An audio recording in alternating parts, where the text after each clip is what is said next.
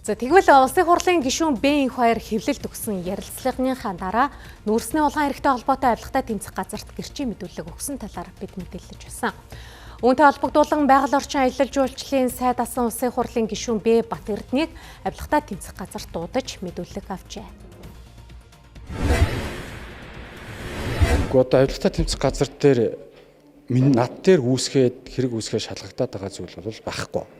Энх хоёр гишүүний хийсэн мэдээлэлтэй холбогдуулаад тодорхой хэмжээний тодруулах зүйлсээр мэдээлэл өгсөн зүйл бол бий.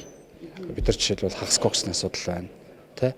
Тухайн орчны бүрчлэг буруулах үндэсний хорон дээр байсан гэгдэж байгаа материалуудтай холбоотой асуудлууд байна. Би урд нь намын баг хурлын үеэрч гэсэн хэвлэл мэдээллийнхэнд хэлж ийсэн. Энэ бол аль нэгэн сайд дээр явж байгаа бичиг баримт бол биш ээ. Тухайлх юм бол орчны бүртлэг бууруулах үндэсний хорооны бүрэлдэхүүнд хууль зүйн дотоод хэргийн дэд сайд нь хүртэл байдэн штэ. Энэ хамтын байгууллага. Хариуцлага хамтаараа хүлээдэг.